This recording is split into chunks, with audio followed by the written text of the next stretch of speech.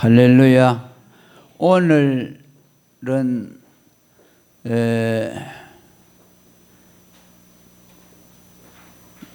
원래 신앙 강좌 원래 지난 시간에 이 계획주의 신학과 신앙을 마감한다고 했는데 유튜브 어느 독자분께서 기도로는 왜 안 하십니까? 라고 그렇게 요청이 들어왔습니다. 가만히 생각해 보니까 이 기도론이 제일 먼저 있는데 제가 빼먹은 것 같아서, 그래서 오늘은 기도론을 이렇게 했으면 합니다. 이 책은 역시 제가 쓴 계획주의 신학과 신앙이고 CLC에서 출판됐습니다. 오늘 공부하게 될 기도론은 이 책의 제일 첫 머리에 나오고 있습니다. 자, 기도에 대해서는 우리들이 나름대로 할 말이 좀 많고, 또 우리 신앙에서 가장 중요한 부분이고, 그러면서도 또 기도가 쉬운 것 같지만 또 가장 어려운 것이 기도입니다. 어쩌면 우리는 신앙생활하면서 이 기도의 투쟁 속에 있지 않는가. 기도해야 한다는 그 당위성은 인정하지만은 실천하기가 너무나 어렵다는 것을 압니다. 이것은 예수님이 제자들을 데리고 산에서 기도하실 때 기도하는 모습은 갖추었지만 계속 졸고 앉아있는 그들을 보면서 마음은 원이로되 육신은 약하다고 하신 주님의 말씀 그대로 우리에게 적용이 되지 않는가 그렇게 생각합니다. 기도의 중요성은 누구나 알지만은 그것을 실천하는 일은 매우 어렵다는 것을 경험합니다. 그래서 오늘 이 기도론을 통해서 또 우리가 성경적으로 이론적으로 좀 더 무장을 해서 여러분들이 기도 생활하는데 조금이라도 도움이 될 수 있으면 하는 그런 바람입니다. 먼저 이 기도를 어떻게 접근할 것인가 라는 것을 먼저 좀 생각하려고 합니다. 기도는 성경에서 하나님을 알게 하는 가장 중요한 방편이라고 그렇게 우리가 이해를 할 수 있습니다. 칼빈 선생은 인생의 목적을 하나님을 아는 것이라고 했어요. 하나님을 알고 사람을 아는 것이 인생의 목적이라고 했는데, 우리가 이 인생의 목적을 도달하는데 가장 중요한 방편이 뭐냐면 그 기도라고 할 수 있습니다. 인생의 중요한 목적은 하나님을 아는 것이고, 그 하나님을 아는데 그 통로가 뭐냐, 기도라는 거죠. 칼빈 선생이 기독교 강요라는 대작을 썼는데 그 내용 가운데 가장 많은 분량을 차지하는 것이 기도에 대한 것입니다. 그러니까 그분이 기도를 얼마나 중요하게 생각했는가를 알 수 있죠. 기독교 강요를 쓴 목적은 그가 목회하고 있는 제네바 교회 교인들에게 하나님을 잘 알 수 있도록, 그래서 구원을 받도록 하기 위해서 그 책을 썼는데, 그 목적으로 책을 쓰면서 그러면 하나님을 아는데 가장 중요한 것이 뭐냐 하니까 그분은 기도라고 생각했어요. 기도를 통해서 하나님을 가장 잘 알게 된다. 신학자에게서 찾아보기 어려운 그런 고백이죠. 신학자는 공부만 할 것 같은데 그분은 엄청난 기도의 사람이었습니다. 기도를 인생의 목표로 설정할 정도로 기도를 중요시하고 모든 면에 있어서 기도를 앞세운 분이라고 할 수 있습니다.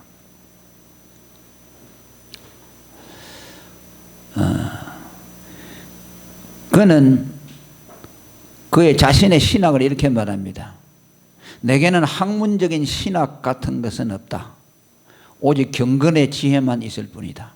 그분이 그렇게 공부를 많이 한 신학자인데 학문적인 신학이라는 것은 자격이 없다. 실천적인 신학, 경건의 신학만 있는데 그것을 그는 기도라고 했습니다. 그래, 기도 안 하고 신학 공부하는 것은 소용이 없는 거죠. 그분은 하나님을 아는 신학의 연구 목적을 달성하는데 가장 중요한 방편을 기도라고 그렇게 말했습니다. 또 무릎으로 사는 그리스도인이라는 그 유명한 기도의 명제가 있는데 그분은 이렇게 말했습니다. 하나님을 아는데 기도가 가장 유효하다. 왜? 우리가 타인과 대화할 때에 그 상대방을 알게 되듯이 하나님을 아는 것도 그분에게 기도하는 것을 통해서 하나님을 알게 된다. 기도를 통해서 하나님이 누군가 하는 것을 배우게 된다고 그렇게 말했습니다. 옳은 말씀이죠.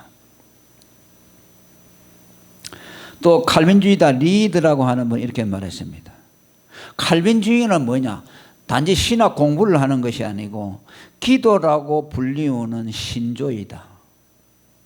칼빈주의라는 신학은 뭐냐? 기도의 신학이다 라고 말할 정도로 기도를 중시했습니다.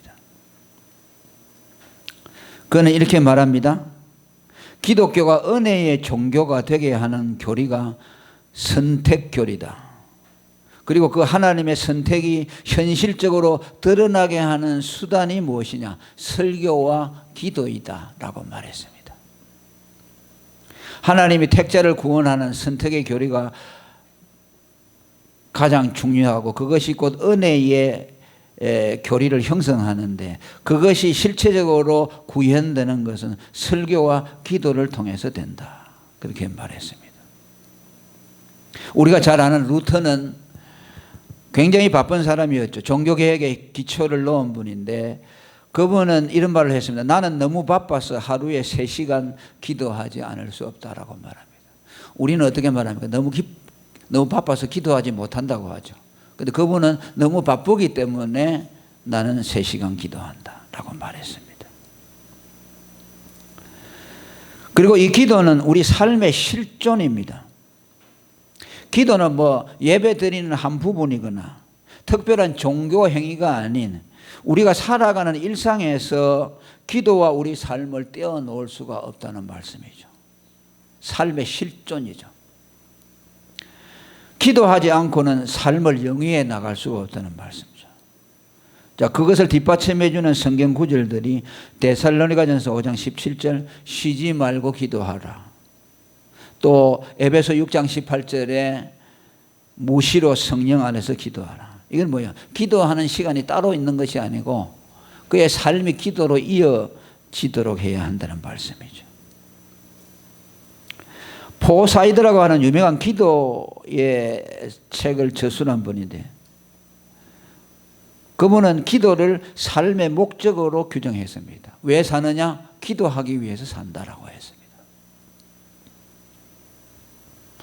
또 토마스 멘톤이라고 하는 유명한 청교도는 시편 109편 4절에 나는 기도할 뿐이라는 말을 그분은 나는 기도이다 라고 해석을 했습니다. 제가 운영하는 블로그에도 기도신학연구소 뒤에다가 나는 기도이다라는 글을 썼습니다. 이제 그것이 토마스 멘톤의 이 기도에 대한 말을 인용한 것인데요. 실존적인 기도 개념의 최고봉이라고 할 수 있습니다. 이걸 해석한다면 이렇습니다. 기도가 나이고 내가 기도이며 오직 기도 안에서만 내가 발견되고 기도 없는 곳에는 나도 없다라는 뜻입니다. 이것을 보면 마치 사막의 수도자들이 평생을 기도만 하기 위해서 살았던 사람들과 똑같은 거죠. 청교도들은 일상을 영위했지만 그들의 삶의 목표를 기도하는 데다 두었습니다. 기도하지 않는 삶은 살아있는 삶이라고 할 수 없다 할 정도로 그들은 기도를 중시했습니다. 그리고 이 기도는 하나님에 대한 우리의 절대 의존을 나타내는 중요한 신앙의 표현이라고 할 수 있습니다. 기도는 여러 가지 의미가 있죠. 성화의 방편, 기도를 많이 함으로 하나님을 닮아간다든지, 또 기도를 통해서 하나님의 은혜를 받는다든지, 그렇게 우리는 의미를 부여할 수 있지만, 그보다 가장 더 본질적인 중요성은 구원론으로서의 기도로 우리가 접근할 수 있습니다. 기도는 무엇입니까? 피구원자가 우리를 구원하시는 하나님을 향해서 간구하는 것이죠. 기도하는 사람과 기도를 받으시는 하나님은 구원자와 피구원자죠. 기도는 무엇입니까? 내가 그분에게 내 생명과 내 모든 존재가 전적으로 의존되어 있다는 것을 알고, 그분의 도움으로만 내가 살 수 있다고 믿으면서 그분에게 모든 것을 아뢰고 도움을 구하는 것이죠. 그러니까 그 기도하는 행위 자체가 하나님을 향한 구원론적인 행위라, 그렇게 말할 수가 있습니다. 실제로 성경에 나오는 모든 기도들은 다 그런 구원론적인 의미를 담고 있죠. 소경이 예수님께 나와서 소경 눈을 뜨게 해달랐던 것, 중풍병자, 문둥병자, 회당장 야이로의 아버지, 가나안 여인의 기도, 이런 것들은 전부 다급한 하나님의 간절한 도움이 필요한, 정말 구원을 간절히 바라는 사람으로서 하나님 앞에 기도하는 모습을 우리는 보게 됩니다. 물론 이것은 우리가 기도해서 구원을 받는다는 그런 뜻은 아닙니다. 우리가 구원을 받는 것은 믿음으로 받는 것이죠. 그런데 구원받은 성도는 언제나 그의 삶의 전체가 하나님께 의존되어 있어 그분을 의지하니까 자기의 살고 죽는 모든 것이 하나님께 달려있다는 고백이 기도라는 의미에서 구원론적이라고 표현할 수가 있는 것입니다. 칼빈은 기도할 때마다 전능하신 하나님이라고 말하면서 기도했다고 합니다. 이 전능하신 하나님은 곧 구원자 하나님을 의미했습니다. 칼빈은 기도할 때마다 자기를 구원하시는 하나님을 향해서 도움을 호소했습니다.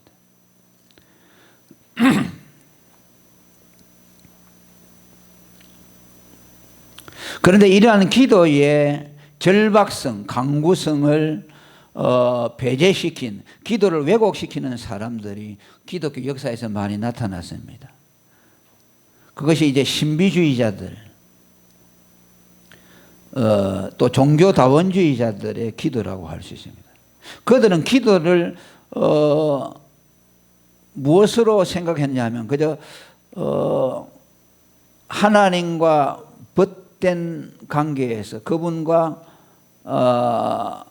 이렇게 무슨 대화를 하는 정도, 영혼의 동반자로서의 하나님. 신비주의자들은 하나님과 자기 사이를 부부에다가 많이 비유했어요. 그 부부라고 말한 것은 우리가 말하는 그리스도와 우리의 연합이라는 개념보다 친밀하게 사귄다는 개념으로서. 물론 기도에 그런 개념이 없는 것은 아니지만 이 사람들은 강구라는 개념을 빼버렸어요. 하나님을 절실하게 필요하는 것이 아니라 그냥 하나님을 나의 친구 정도, 부부애를 나누는 정도, 그런 정도로서 기도를 이해를 했죠. 그러니까 낭만적인 기도죠. 그러니까 기도를 왜곡시켰죠. 그들은 하나님 앞에 뭘 구하는 기도를 드리지 않았습니다. 왜? 나는 하나님으로 족합니다. 믿음이 굉장히 좋은 것 같죠. 그게 무슨 말입니까? 하나님을 자기의 전 필요로 말한다는 생각한다는 의미도 있지만은 그냥 하나님으로부터 별로 기대할 것이 없다는 뜻이죠. 나는 스스로 그저 만족하니까 하나님이 내게 내가 하나님께 달라고 할 것도 없어요. 그냥 하나님은 나의 친구처럼, 나의 영혼의 벗처럼, 나의 영혼의 동반자처럼 그냥 나와 가까이, 나와 함께 해주세요. 이런 개념이죠. 이게 상당히 그럴듯하죠. 또 신비주의자들의 기도 개념은 영적으로 체험, 신비한 체험을 목적으로만 기도합니다. 그러니까 기도라는 것이 명상을 한다든지 또 관상을 한다든지 그런 걸 많이 하죠. 천주교 같은 데서. 그게 뭐입니까? 그 사람들은 강구라는 걸 안 해요. 그냥 앉아서 나는 하나님으로 족합니다 하고 명상하고 앉아서 그러면 그때 뭐 하나님이 자기에게 와서 머리 이렇게 다 깨닫게 해주고. 이 기도는 굉장히 고상하고 수준이 높은 것 같지만은 사실은 자기는 하나님에게 의존되어 있는 피조물이고 죄인이고 하나님이 아니면 살 수 없다는 그런 절박함 같은 것은 그 사람들 속에는 없는 거죠. 그래서 기도의 본질에서 벗어났다고 할 수 있는 거죠.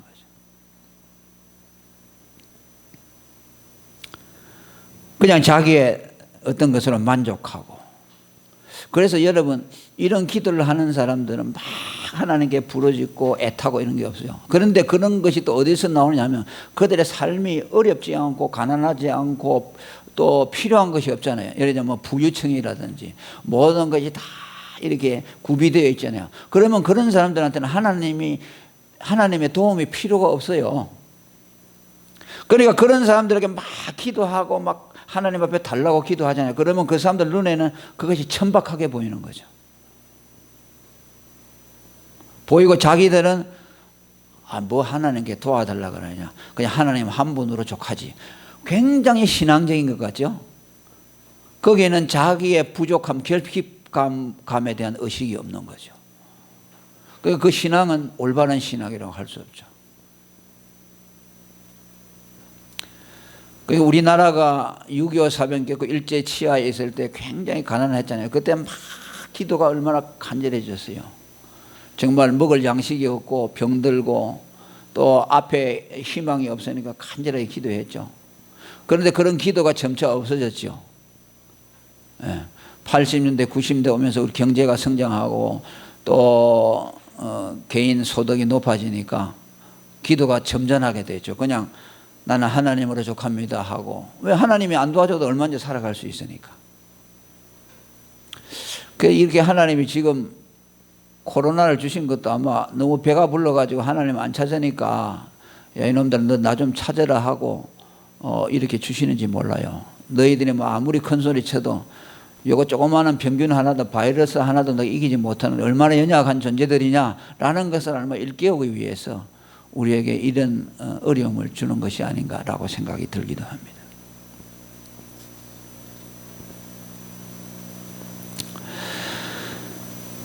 그 다음에 하나님의 주권과 기도에 대한 문제입니다. 우리 특별히 개혁교회 교인들은 하나님의 주권을 신뢰하죠. 모든 것이 하나님이 다 하신다. 구원도 하나님이 예정하시고 하나님이 예수님 보내서 구속하시고 또 거듭나게 하시고 또 하나님이 복음으로 불러주시고 우리에게 믿음 주시고 믿어지게 하시고 그래서 다 하나님 주권에다가 모든 걸 돌리니까 개혁 교인들 중에 잘못된 방향으로 흐를 수 있는 요소들이 있는데 그거 하나가 뭐냐 기도입니다. 그러니까 개혁교회 교인들이 기도가 약할 수가 많이 있어요. 그러니까 뭐 감리교나 이런 사람들은 자기에게 달려 있잖아요. 막 자기에게 달려 있으니까 자기가 막 매달려야만 산다고 하니까 열심히 기도하는데 장로교 개혁교회 교인들 하나님이 다 한다고 하니까 뭐 내가 뭐 열심히 안 해도 되겠지. 기도도 안 하고. 그런 이제 뭐 한 예를 들어서 말할 수가 있습니다. 그게 뭐냐면 하나님 주권 사상을 잘못 생각하기 때문에 그래요. 하나님의 주권 사상이 기도를 중단시키지 않습니다. 아멘.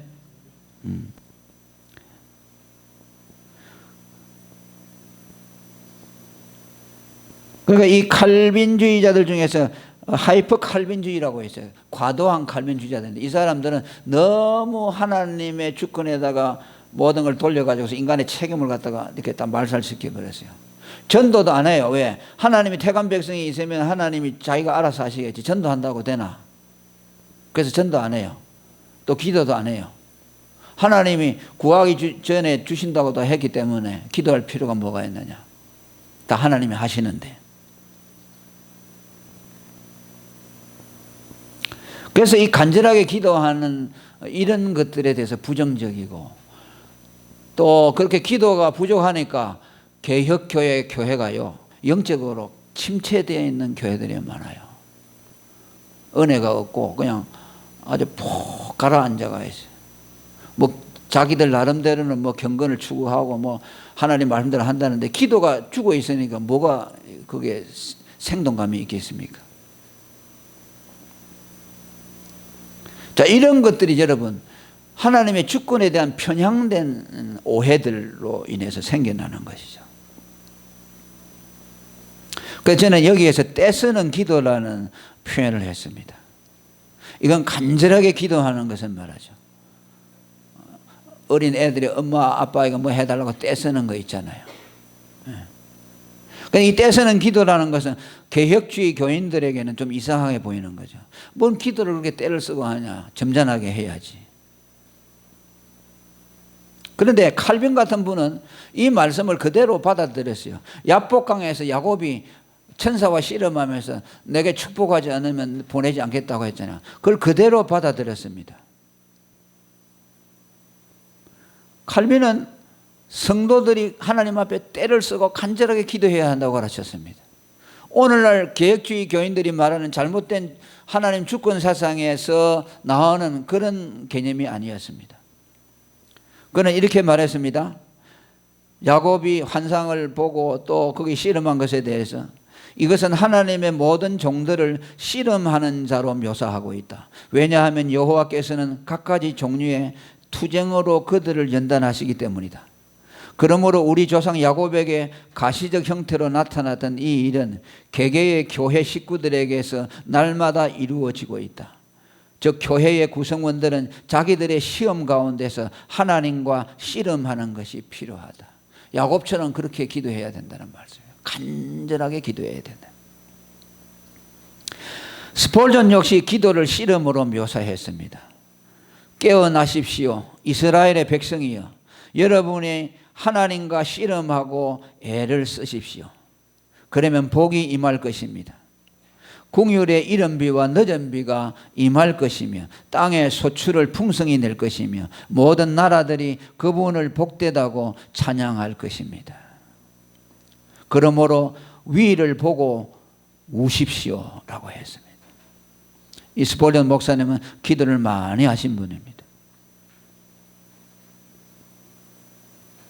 개혁자들은 하나님의 주권과 인간이 하나님 앞에 때를 쓰고 매달리는 기도는 서로 모순되는 것이 아니라고 지적했습니다. 오히려 하나님의 역사는 그러한 떼쓰는 기도에 의존되어 있다고 말합니다. 성도들의 간절한 기도를 통해서 하나님의 뜻이 이루어진다고 말합니다. 그는 이렇게 말합니다. 사랑하시고 돌아보아 주시는 인격적인 하나님은 기도로서 간청을 받으십니다. 기도는 기적을 낳을 수 있습니다. 왜냐하면 하나님 자신이 자신의 자녀들의 간청에 의존하도록 만드시기 때문입니다. 하나님의 주권을 손상시키지 않고 특별한 방법으로 하나님의 주권을 증명합니다. 기도로서 하나님의 주권을 손상시키는 것이 아니라 오히려 하나님의 주권을 이루어 드린다고 말합니다. 또 칼빈은 이렇게 말합니다. 기도는 하나님의 주권적인 은총을 얻어내는 수단이다라고 말합니다. 또 그는 말합니다. 기도를 통해 성부의 마음속에서 우리를 위해 저장해 두신 보물들에 접근하게 하셨는데 이는 소망의 목적으로 우리 앞에 두신 것은 무엇이든지 기도를 통해 추구하도록 우리에게 명하셨기 때문입니다.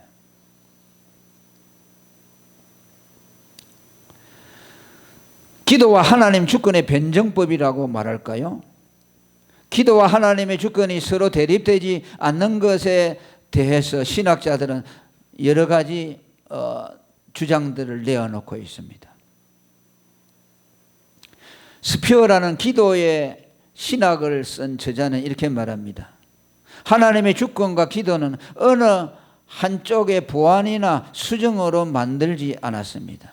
그것은 대칭적인 이분법으로 놓지 않았습니다. 라고 말씀했습니다. 하나님의 주권에 궁극적인 지위를 부여하고 기도를 2차적인 것으로 만들었지만 그 기도의 2차적인 지위가 결코 기도의 중요성을 약화시키거나 기도의 열정을 꺾이게 하지 못했다고 말합니다. 하나님의 주권이 먼저 오죠. 그럼 하나님의 주권이 먼저 오니까 기도가 약해야 되느냐? 그것이 아니죠. 기도는 2차적인 것이지만은 2차적인 것임에도 불구하고 기도의 열정은 하나님의 주권에 의해서 그 열정이 꺾여지지 아니한다. 그 둘은 독립적으로 생동감 있게 존재한다고 말합니다. 하나님은 인간의 기도에 응답하기 위해 그들로 하여금 기도하게 하시며 그 기도를 통해서 하나님의 뜻을 이루신다. 하나님은 그의 뜻을 이루는 목적만 우리에게 가르쳤을 뿐만 아니라 그 수단도 정해 놓으셨는데 그 수단이 바로 기도이다. 하나님의 뜻은 우리의 기도를 통해서 이루어지게 하셨다. 이처럼 기도는 하나님의 주권을 멸시하지 않고 하나님의 주권을 침범하지 않으면서도 기도의 열정을 사그라들게 하지 않는다. 고등 칼빈주의자들처럼 숙명론적인 기도를 하도록 하지 않는다. 하나님의 주권에 지나치게 매몰된 사람들은 그들의 기도가 많은 부분 소극적인 기도 개념에 빠뜨려진다.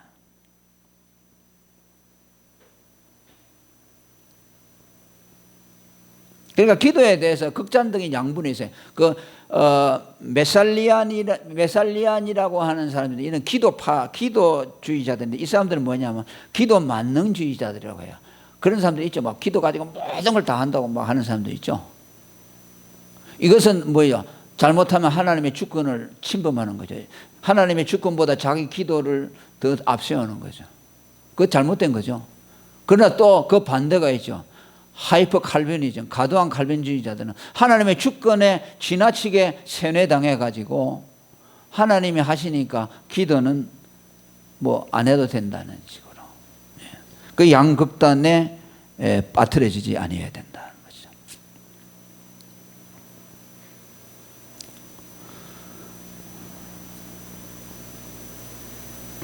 예수님도 하나님이 그를 보내신 목적이 예정이 되어 있고 이루실 것을 아시지만은 또 그것이 모두 이룰 것을 믿었지만은 그는 또 밤새도록 매일 기도하셨습니다. 그분이 하나님 자신이시고 모든 것을 아시죠. 하나님이 어떻게 그를 통해서 이룰 걸 아셨지만은 아무것도 모르는 분처럼 하나님을 전적으로 의지하고 기도했던 삶을 사셨습니다. 우리는 이 두 말씀 사이에서 균형을 가져야 됩니다. 무엇은 말씀일까요? 구하기 전에 있어야 할 줄을 아시느니라 하는 마태복음 6장 8절과 또 얻지 못하면 구하지 아니함이라는 야고보 4장 2절 사이에 균형을 이루어야 합니다. 이 두 말씀 어느 하나도 희생되도록 하지 않아야 된다. 그리고 우리가 기도해서 혹 하나님이 우리의 기도에 응답을 해 주셨다고 하더라도 우리는 어떻게 해야 됩니까? 내 기도를 들으시고 하나님이 주셨다는 말씀보다는 하나님의 은혜로 받았다라고 말해야 됩니다. 도널드 브렛이라고 하는 분은 하나님의 주권과 기도의 변정법에 대해서 이렇게 말했습니다. 기도는 사람의 뜻을 하늘에서 이루어지는 것이 아니라 하나님의 뜻을 땅에 이루는 강력한 무기이다 라고 우리에게 말해줍니다.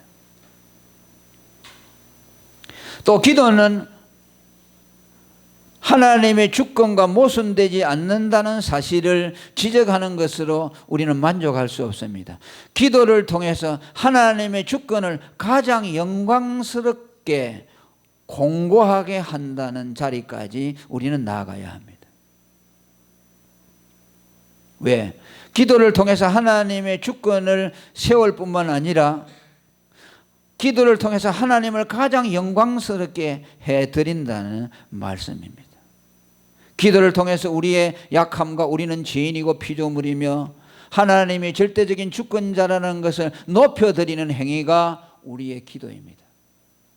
기도를 통해서 내가 높여지는 것이 아니라 내가 기도해서 이렇게 했다는 것이 아니라 내 기도를 통해서 하나님의 뜻이 이루어진다. 그러면서 내 기도로서 하나님의 뜻이 이루어지는 동시에 나의 기도 행위를 통해서 내가 하나님을 신뢰하고 그분에게 전적으로 의존한다는 것을 나타냄으로써 우리는 하나님의 영광을 드러나게 한다는 말씀이죠.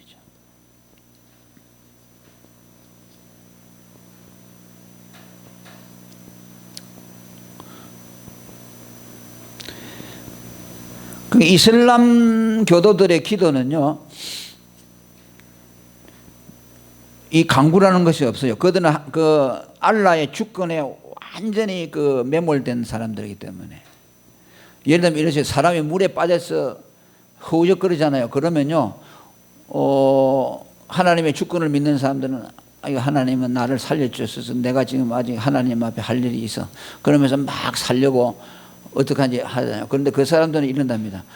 물에 빠진 거 보니까 오늘 하나님 나를 죽게 만들었구나. 이렇게 생각해요. 그러니까 뭐 그냥 죽도록 가만히 있대요. 그 이슬람 교도들이 숙명론이죠. 그 알라 신에 대한 신앙, 그의 주권이 과도하게 지나쳐서 숙명론으로 흘러버리는 거죠. 그러니까 우리나라를 보면 팔자론이 되어버리죠. 어떤 사람이 가난하다 그러면 아이고 나는 팔자가 가난하도록 살게 됐구나. 그런 노력을 안 하는 거죠. 그런데 하나님의 주권은 그것이 아니라는 거죠.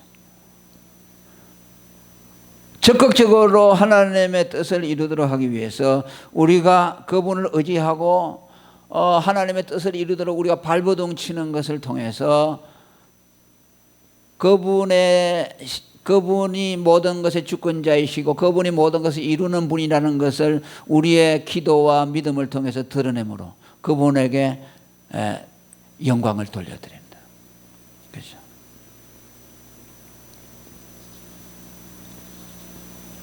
아더 핑크는 이렇게 말합니다. 기도가 하나님을 영광스럽게 높인다는 것은 기도가 믿음을 활동하도록 만든다는 사실로부터 확인된다. 우리에게서 나오는 어떤 것도 우리 마음이 확신하는 것만큼 하나님을 존귀하게 하고 즐겁게 만들어드리지 못한다라고 말씀했습니다.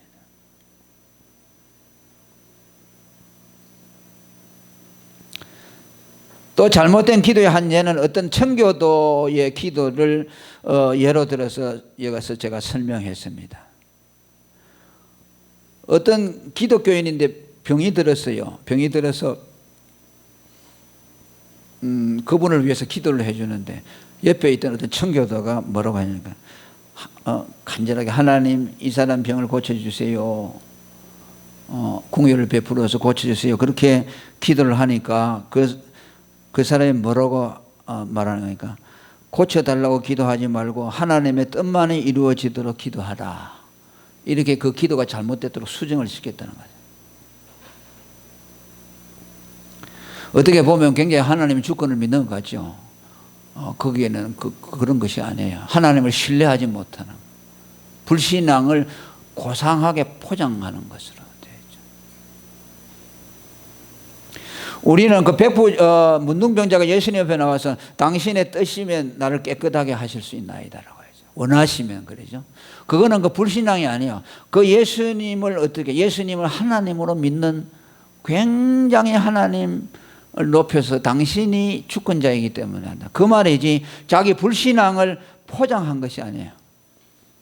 우리도 그렇게 기도해야 돼요. 하나님의 뜻대로 되어지기다 하면서도 우리는 그것이 불신앙을 기도해봐야 하나님이 안 들어주니까 그냥 이렇게 하나님이 기도 안 들어줘도 내가 이렇게 기도하면 나중에 창피를 당하지 않겠지. 왜 나는 해달라고 때를 쓰지 않았으니까.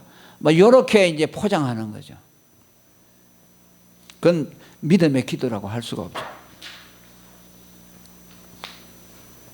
아까도 말했습니다만 야곱이 기도하는 것은 때를 쓰는 기도죠. 간절한 기도이고 뭐라고 했습니까? 하나님을 이기는 기도라고 했죠. 당신이 축복하지 않으면 보내드리지 않겠다는 한 말씀. 그래서 결국은 뭐야? 야곱이 이겼다고 말했죠. 내가 졌다. 그래서 이름을 야곱에서 이스라엘로 바꿨죠. 이스라엘이 뭐입니까? 이긴 자라는 말이죠. 자, 이런 말들은 우리 개혁교회 안에서 하나님의 주권을 주장하는 데서는 잘 안 써요. 이건 뭐 감리교회나 순복음교회나 인간에게 모든 것이 달렸다고 하는 그렇게 믿는 사람들 가운데 이런 말들을 많이 하죠. 그러나 아까도 말했지만 칼빈은 이 말을 그대로 믿었죠. 우리도 그렇게 야곱처럼 기도해야 된다. 하나님을 이겨야 된다. 그렇다고 해서, 그렇게 한다고 해서 하나님의 주권이 절대로 손상을 입는 것이 아니라는 말씀이죠. 인간이 아무리 열심히 하고 하나님 앞에 때를 쓴다고 해서 그것이 하나님의 주권을 침범하느냐? 침범할 수 없어요. 그리고 하나님이 계획한 것을 바꿀 수 있느냐? 바꿀 수 없어요. 한 트럭도 우리는 하나님의 영원한 계획을 바꾸어 놓을 수가 없어요.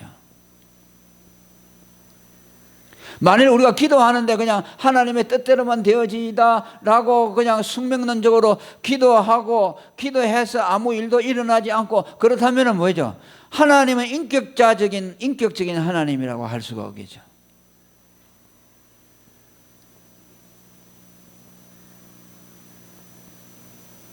그저 하나님은 헬라 철학자들이 말하는 것처럼 비인격적인 불변의 원리 로고스라고 밖에 할 수 없겠죠. 우리의 기도를 통해서 하나님은 반응하시고 기도에 응답을 해주시고 서로 인격적인 반응을 하는 거죠. 그래야 살아계신 하나님이라고 할 수 있지 않겠어요? 하나님은 우리의 기도를 통해서 하나님 자신을 의미 있게 하고 우리 자신의 의미를 드러나게 한다. 서로 주고받는 것을 통해서 인격적인 관계가 이루어지는 것이죠.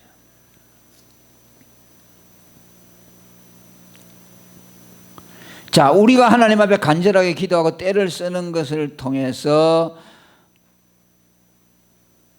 하나님의 주권을 파괴하거나 할 수 없다는 것은 이런 예를 들어서 제가 설명했습니다.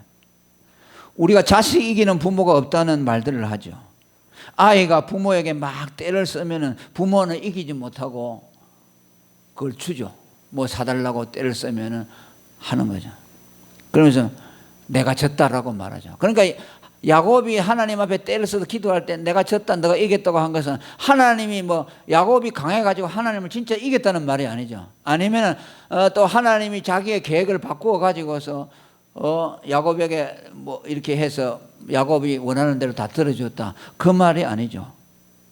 자식 이기는 부모가 없다는 말처럼 사랑하는 자식이 하나님 앞에 때를 쓰니까 하나님의 자비로서 그의 요구를 들어주는 것이죠. 이것은 아이가 그 부모를 조정해 가지고서 한 게 아니에요. 우리 예수 믿는 사람이 하나님 앞에 기도를 간절히 하는 것은 우리의 기도가 하나님을 조정해 가지고서 그분을 뭐 이렇게 변하게 해 가지고서 내 뜻대로 그분을 조정한다는 뜻이 아니죠. 그냥 하나님이 우리가 하나님 앞에 간구하니까 하나님이 당신의 자비를 우리에게 나타내 주어서 우리의 간구를 멸시하지 아니하고 그것을 들어주었다, 사랑으로 반응했다는 표현이라고 할 수 있죠. 외양상으로는 기도로서 하나님의 계획을 바꾸어 놓은 것처럼 보여도 하나님의 원천적인 섭리를 바꾸어 놓은 것은 아무것도 없어요. 그게 신비죠. 내가 기도해서 뭐 바꿔놓는 거 하나 없는데 내가 기도해서 응답을 받아냈다. 그냥 우리는 뭐야? 기도로서 하나님의 자비를 얻어낸 것이다. 하나님은 우리의 기도를 멸시하지 아니하시고 그의 사랑으로 응답해 준 것이다. 하나님의 주권과 하나님을 이기는 기도 사이에 변정법적인 관계가 손상받지 않는다. 이 둘 사이를 갖다가 이론적으로 만들기 위해서 우리는 노력할 필요가 없다. 그러니까 이 말은 무슨 말입니까?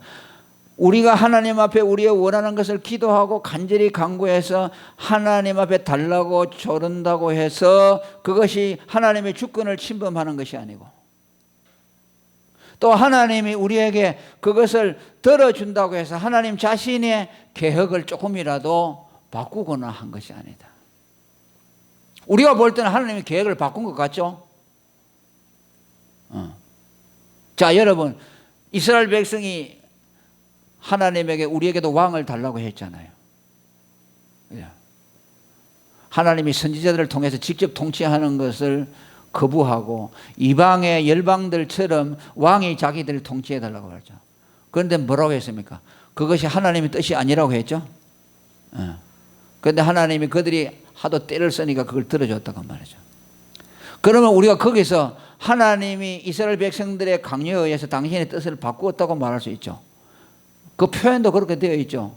그러나 전체적인 맥락을 봐서는 하나님이 자신의 계획을 바꾼 것이 아니고 영원신의 계획에는 그것이 다 들어있다고 볼 수 있죠. 자, 우리는 그 모순을 해결하려고 해서는 안 돼요. 또 노아의 홍수 전에 사람들이 하나님을 거역하고 사람의 딸들의 아름다움을 보고 하나님의 아들들이 결혼하고 했다고 그랬죠. 그러면서 땅이 폐괴하고 악이 천지에 충만했다고 그랬죠. 그래서 뭐라고 하니까 하나님이 내가 사람 지은 것을 후회한다고 했죠. 자, 그런 걸 보게 되면은 하나님이 뭐가 잘못할 수 있고 실수할 수 있다. 그런 말씀이 아니죠. 그건 인간적인 표현이겠죠. 인간이 하나님이 인간을 창조할 때 본래 그렇게 되기를 원하는 마음으로 창조한 것은 아니고 완전하게 만들었는데 그들의 죄로 말미암아서 인간들이 폐괴했다는 것이지, 그것을 하나님이 잘못 만들었다는 뜻으로서 그분의 영원하신 계획이 잘못됐다 하는 것을 말하는 것은 아니에요. 그런 말씀들이 성경에 많이 나와요. 또 요한복음 3장 16절 하나님이 세상을 이처럼 사랑하사 독생자를 주셨으니 이는 저를 믿는 자마다 멸망치 않고 영생을 얻게 하려 하십니다. 자, 이것을 가지고 알미니안주의자들은 뭐라고 말합니까? 하나님의 주권이나 예정을 부인하고 하나님이 그 아들을 통해서 구속을 이루어 놓고 됐다, 너희들 알아서 해라. 그래서 그 아들을 믿는 사람마다 구원을 받고 안 믿으면 구원 못 받는다. 그래서 구원을 받고 안 받는 것이 너희들의 책임이다 라고 그것을 이해하죠. 그런데 우리는 그렇게 이해하지 않죠. 이해하는 것이 아니죠. 하나님이 창세전에 구원하시기로 예정한 사람들이 있는데 하나님이 그 아들을 보내가지고 우리의 구속을 이루고 또 구속을 이루기로 예정된 그 사람들은 다 그 예수를 믿게 되어 있다. 할렐루야. 예외 없이 하나님이 구원 주시기로 영생 주기로 예정된 자들은 예수를 믿도록 되어 있다. 그러니까 완전히 달라지죠. 그 예수 믿는다는 것이 하나님의 예정 안에서 되어지는 것이고 처음부터 끝까지 하나님이 하신다는 거죠. 자, 거기에서 갈라지는 거죠. 알미니안주의자. 그래서 우리는 하나님을 이긴다는 기도, 하나님을 이긴다는 그 말이 결코 하나님의 주권을 바꾸어 놓는다거나 주권을 침범하는 것이 아니다. 그 둘을 그대로 공존하도록 해야 된다. 그 둘을 이성적으로 논리적으로 이걸 갖다가 화합시키려고 하다가는 거기에서 뭐야? 하나님의 말씀을 손상하게 돼. 자, 그러니까 이게 참 중요해요. 그래서 칼빈은 하나님의 말씀이 가는 데서까지 가고 멈추는 데서 멈추어라.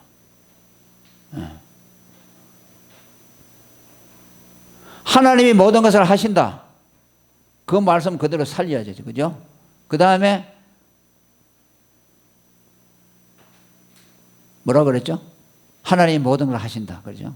그런데 인간이 믿음으로써 또 기도로서 또 우리가 그것을 하나님으로부터 무언가를 얻어낸다. 그 둘 사이에는 괴리가 없다는 거죠.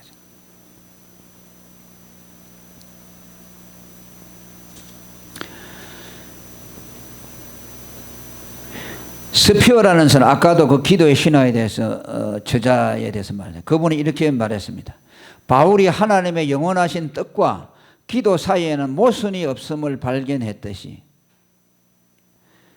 하나님의 주권과 인간의 행위 사이의 관계에 대한 완전한 이해에 이르지 못한다 하더라도 성도는 성경에 게시된 내용을 분명하게 주장해야 한다. 제가 지금까지 말한 그 말씀이죠. 그 둘을 조화시키려고 하지 말라는 거죠. 포사이드는 이렇게 말합니다. 또 기도를 강조함으로써 절대로 하나님의 주권을 분산시키는 것이 아니라 오히려 그 주권의 폭과 범위를 입증하는 것이다 라고 또 말을 했습니다.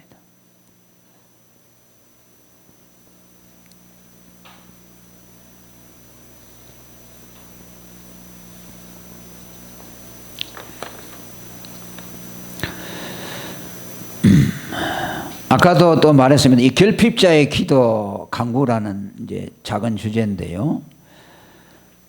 기도의 목적은 구원자와 피구원자의 관계 속에서 이루어지는 것이라고 했죠. 하나님의 도움과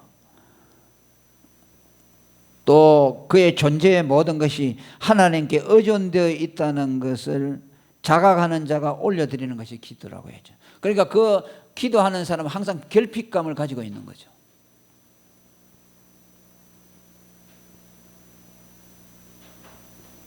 그렇기 때문에 그 기도는 도전적이 될 수밖에 없죠. 기도는 공격적이 될 수밖에 없죠. 뭔가를 하나님 앞에 얻어내려고 하는 그런 의도가 기도 속에 많이 있습니다. 하나님의 주권에 대한 분명한 의식이 있으면서도 또 하나님 앞에 무언가를 얻어내기 위해서 간절한 기도를 올린다.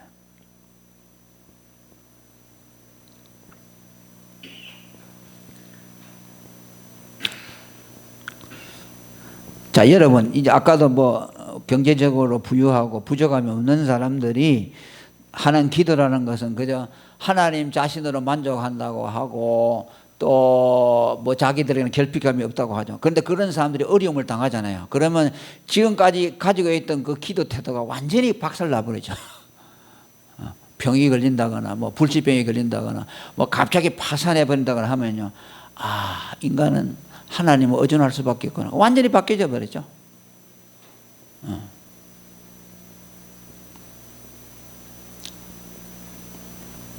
그것이 얼마나 허구였던가 하는 것을 알게 되는 거죠. 칼빈은 다시 말합니다. 강구란 하나님께 우리 마음의 소원을 아뢰는 것으로서 그것을 통해 먼저는 하나님께 영광을 돌리고 그 다음에는 나에게 유익이 되는 것을 하나님의 선하심을 믿고 간청하는 것이다. 기도를 통해서 자기가 하나님께 전적으로 의존되어 있고 그분에게 자기의 존재와 필요가 의존되어 있다는 것을 고백함으로 하나님께 영광을 돌리고 또 기도를 통해서 자기에게 유익이 되도록 하나님께 간구하는 것을 말합니다. 루터는 여러분 기도를 매우 도발적으로 했습니다. 그의 친구 둘을 위해서 기도한 내용이 나오는데요. 그 여러분들이 잘 아는 멜랑히톤이라고 종교 계획자 중에 한 사람이죠. 루터의 친구인데요. 병이 들었을 때 그를 위해서 간절하게 기도했습니다.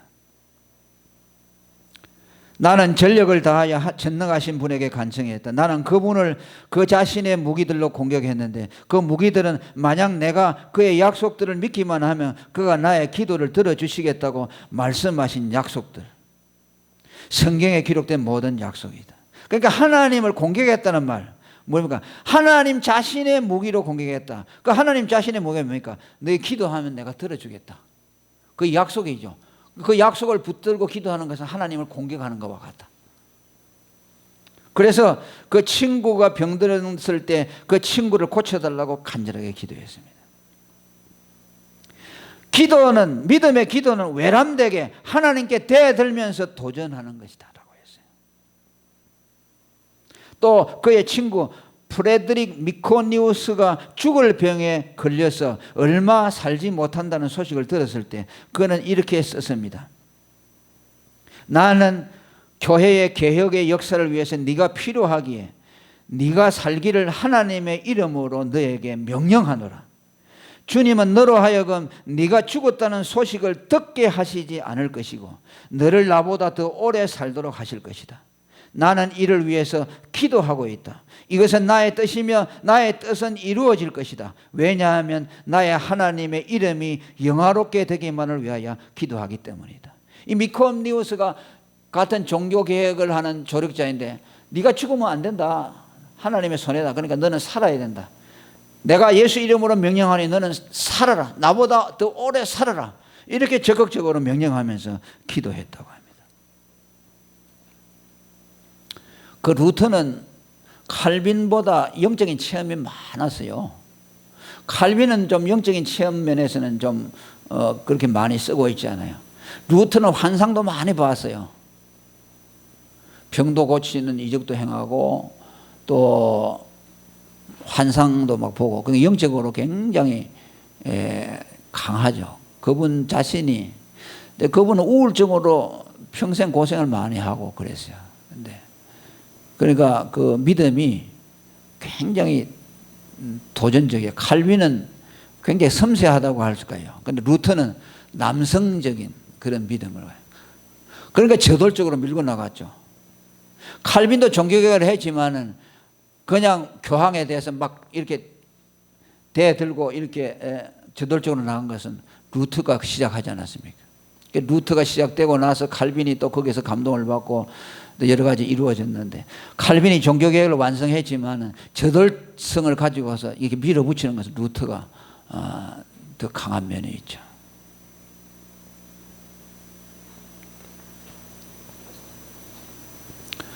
그리고 하나님과 우리의 교통 강구도 교통도 간구를 통해서 이루어지도록 했다고 제가 거기서 기록했습니다. 자, 우리가 하나님과의 교제라고 말하면 여기 또 오해할 요소가 있습니다. 교제라고 하면 하나님과 우리가 그냥 속삭이고 서로 교통하고 서로 사랑을 나누고 막 이런 정도로만 생각하죠. 물론 그렇게 할 수 있죠. 성령께서 우리 안에 들어오셔서 우리 안에 내주하시고 또 그분하고 대화하듯이 교통하죠. 그러나 또 그보다 더 큰 교통의 방법이 뭐냐면 강구를 통해서 교제하는 거죠. 자, 이것은 좀 우리가 주목해야 됩니다. 강구라는 것은 뭐니까 낮은 사람이 높은 사람을 향해서 달라는 거 아니에요. 피구원자가 구원자를 향해서 도와달라는 거 아닙니까? 그러니까 우리가 하나님과 교통한다는 것은 피구원자로서 구원자인 하나님께 강구하는 것을 통해서 교제를 하는 것이죠. 그러니까 이것이 우리 분수에 맞는 것이라는 말이죠. 자, 여러분, 백성과 왕이 교제하는 것은 어떻게 합니까? 신분의 차이 때문에 친구처럼 그렇게 할 수 없겠죠.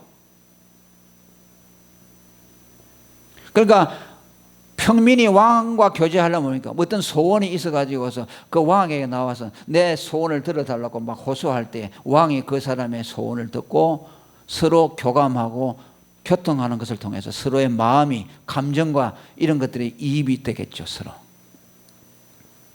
마찬가지로 하나님과 우리가 교제하는 것도 하나님 앞에 우리의 필요를 아뢰고 하나님 앞에 도움을 호소하는 것을 통해서 우리는 하나님과 우리 사이에 피구원자와 구원자로서 서로 주고받고 하는 과정을 통해서 교제가 이루어진다는 말씀이죠.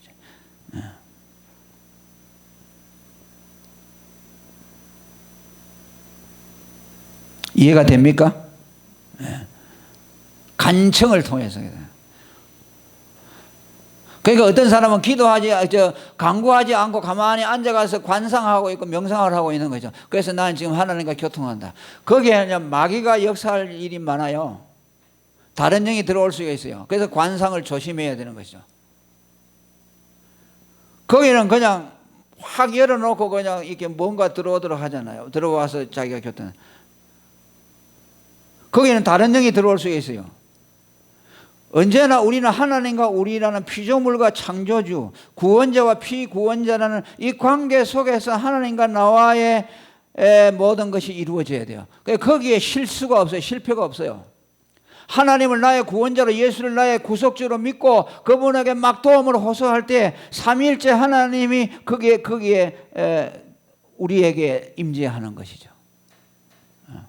죄인으로서 우리를 구원할 구주를 의지하고 바라보고 전능자 하나님을 향해서 죄인이 낮은 위치에서 그분에게 도움을 호소할 때 그 관계는 삼위일체와 우리 인간의 관계가 성립이 되죠. 그러하지 않고 도와달라 하지 않고 그분에게 의존하지 않고 그냥 신을 불러들이는 것처럼 이렇게 하나님 앞에 명상하고 있고 관상하고 앉아 있으면요, 거기에는 다른 신이 들어올 수가 있어요.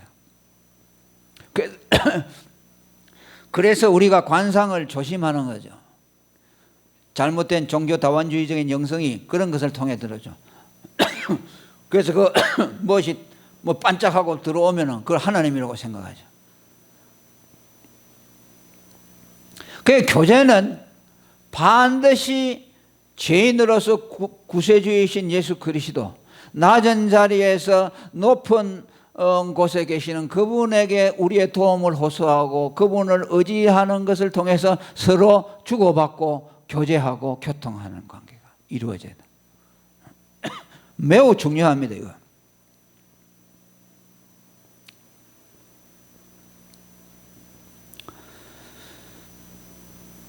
자, 또 이런 말을 제가 썼습니다.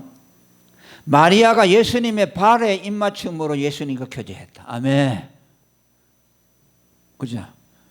죄인으로서 예수님 앞에 눈물을 흘리면서 머리털을 가지고 눈물로 발을 씻기고 머리털을 닦아죠. 항렬을 벗죠.